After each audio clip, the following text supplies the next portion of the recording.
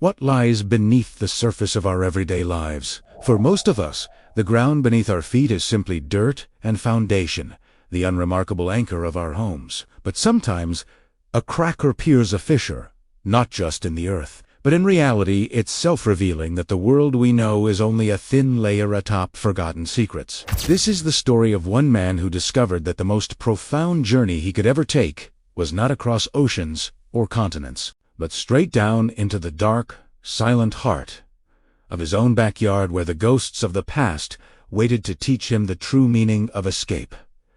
Let us know where you are watching from, and what time you found this video. It was on the washing machine or his spirit that was the first thing that broke in Alex Carter. Rather, it was the ground itself. His property had been transformed into a quagmire as a result of a late summer rainfall, and while he was checking a freshly created sinkhole, his foot sunk through with a terrible crunch of crumbling wood and soil. What he discovered was neither a root cellar or a well, but rather a perfectly round mouth of reinforced concrete that descended into a blackness that smelled of cold stone and time that had been forgotten. Alex was able to discover the truth after making a hurried call to the Historical Society and engaging in a futile search of municipal documents. The bunker in question was a privately constructed, atomic-age bunker that had been commissioned in 1959 by a paranoid businessman called Alistair Finch.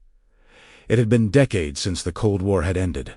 Finch had moved on with his life, and the secret had been buried, very literally, by decades of suburban growth. Alex fell, motivated by a curiosity that swiftly turned into an obsession after it had already begun. The entrance to the airlock, which was a 2-ton steel behemoth, swung open with a moan that sounded like a challenge at the same time.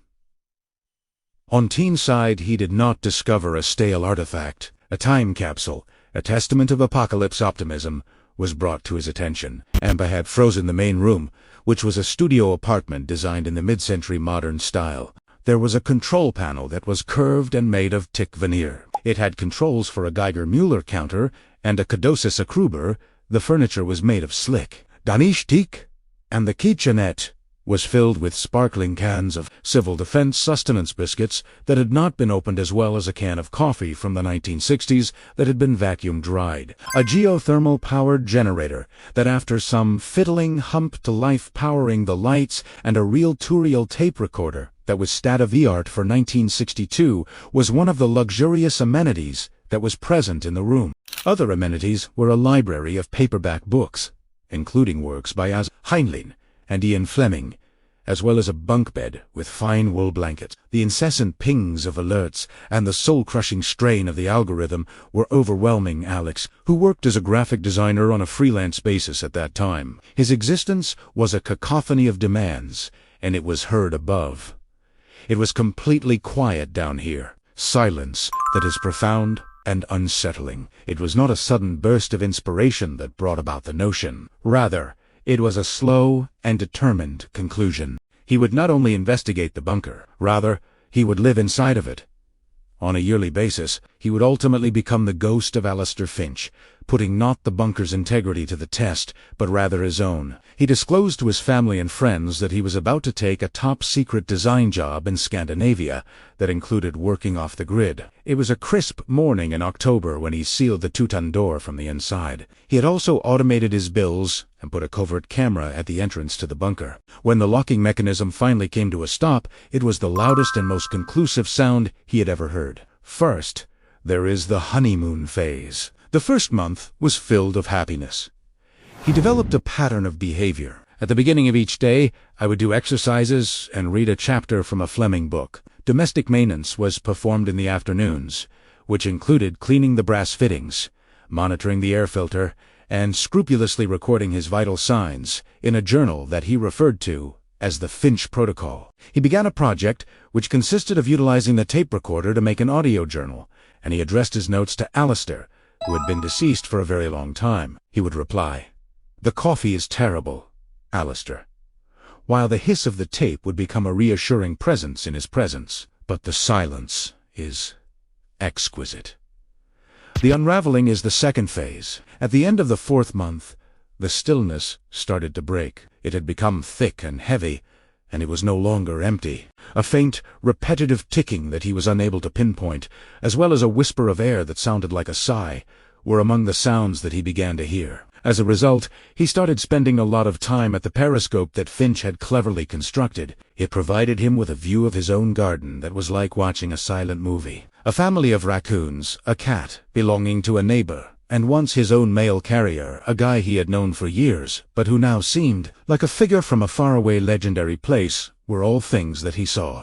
A darker tone emerged in his audio diaries. Have you ever given any thought to the possibility that the danger was not coming from the outside, but rather from within? Instantaneous is the bomb. The self is being dissected in a gradual and methodical manner here. He began reading the survival instructions, not for the purpose of learning the procedures, but rather for the purpose of gaining a philosophical understanding. After some time, he came to the conclusion that the bunker was putting him through a series of challenges. Whether it was the pattern in the linoleum floor or the particular arrangement of the books on the shelf, he saw something that was a code.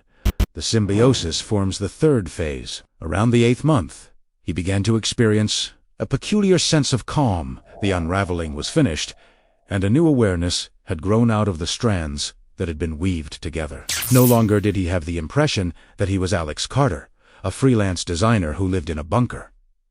The tenant was he himself. The heritage of Alistair Finch was passed on to him. As the inheritor, he started working on a new project. He began producing a graphic book titled Bunker Mentality by making use of the bunker's supply of drafting paper and technical pens. His artistic technique progressed from clear digital lines to the detailed, obsessive cross-hatching of a mind that had nothing but time. When he spoke to Alistair, he did not do so in the capacity as a ghost, but rather as a colleague discussing topics such as the advantages of various air filtration systems or the psychological influence of color theory in settings that were limited. He uncovered the last secret that Finch had been keeping, which was a concealed panel hidden behind a fake air vent that contained a solitary leather-bound diary. It was not about the dread of nuclear destruction that Finch had written about in it. Rather, it was about the great gray ennui of contemporary human existence. It was not to survive the end of the world that he constructed the bunker. Rather, it was to break free from the soul sickness of the world in which he was living. As Alex read by the gentle light of a vacuum tube, he had a sense of connection that was so deep that it caused tears to well up in his eyes. It was not that he was furious. He was beginning to awaken.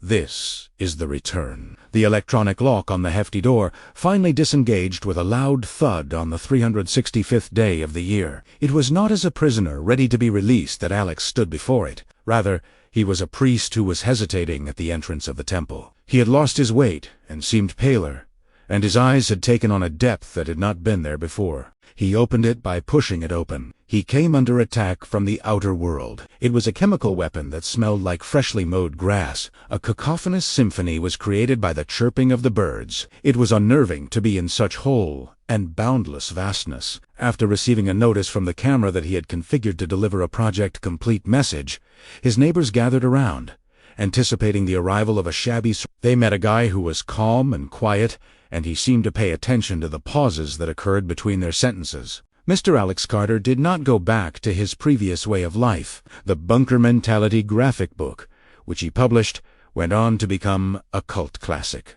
On the subject of technology and isolation, he became a solitary thinker who was in high demand. In no way did he ever close the bunker. It was not as a refuge from a world that could come to an end that he retained it, but rather as a sanctuary from a world that never comes to an end, because he had discovered the fact that Alistair Finch had been aware of all along.